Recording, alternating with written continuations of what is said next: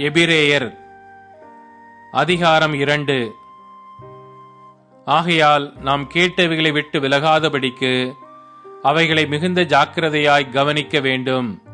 ஏனெனில் தேவதூதர் மூலமாய் சொல்லப்பட்ட வசனத்திற்கு விரோதமான எந்த செய்கைக்கும் கீழ்ப்படியாமைக்கும் நீதியான தண்டனை வரத்தக்கதாக அவர்களுடைய வசனம் உறுதிப்படுத்தப்பட்டிருக்க, முதலாவது கர்த்தர் மூலமாய் அறிவிக்கப்பட்டு பின்பு அவரிடத்தில் கேட்டவர்களாலே நமக்கு உறுதியாக்கப்பட்டதும், அடையாளங்களினாலும் அற்புதங்களினாலும் பலவிதமான பலத்த செய்கைகளினாலும் தம்முடைய சித்தத்தின்படி பகிர்ந்து பரிசுத்த ஆவியின் வரங்களிலும் தேவன் தாமே சாட்சி கொடுத்ததுமாயிருக்கிற இவ்வளவு பெரிதான இரட்சிப்பை குறித்து நாம் கவலையற்றிருப்போமானால் தண்டனைக்கு எப்படி தப்பித்துக் கொள்ளுவோம்?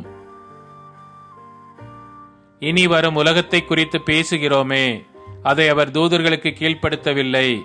ஒரு இடத்திலே ஒருவன் சாட்சியாக, மனுஷனை நீர் நினைக்கிறதற்கும் மனுஷனுடைய குமாரனை நீர் விசாரிக்கிறதற்கும் அவன் எம்மாத்திரம்?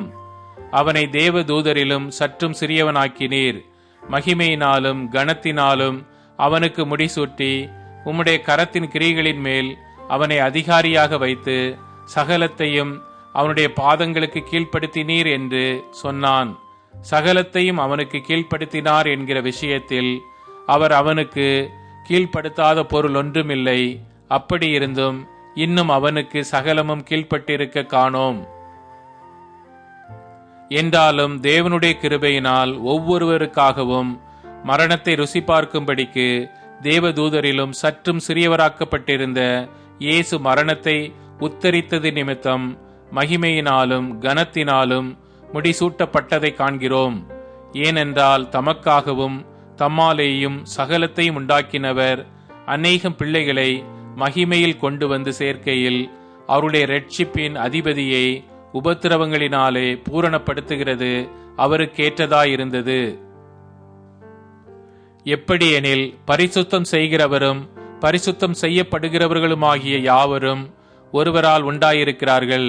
இது நிமித்தம் அவர்களை சகோதரர் என்று சொல்ல அவர் வெட்கப்படாமல், உம்முடைய நாமத்தை என் சகோதரருக்கு அறிவித்து சபை நடுவில் உம்மை துதித்து பாடுவேன் என்றும், நான் அவரிடத்தில் நம்பிக்கையாய் இருப்பேன் என்றும், இதோ நானும் தேவன் எனக்கு கொடுத்த பிள்ளைகளும் என்றும் சொல்லியிருக்கிறார்.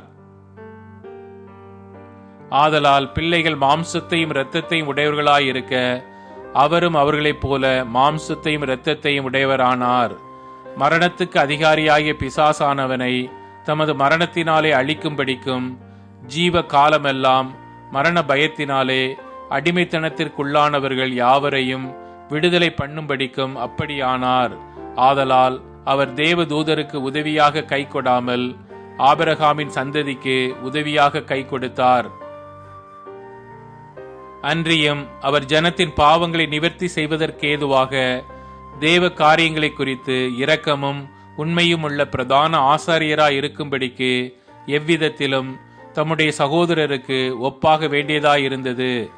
ஆதலால் அவர் தாமே சோதிக்கப்பட்டு பாடுபட்டதினாலே அவர் சோதிக்கப்படுகிறவர்களுக்கு உதவி செய்ய வல்லவராயிருக்கிறார்.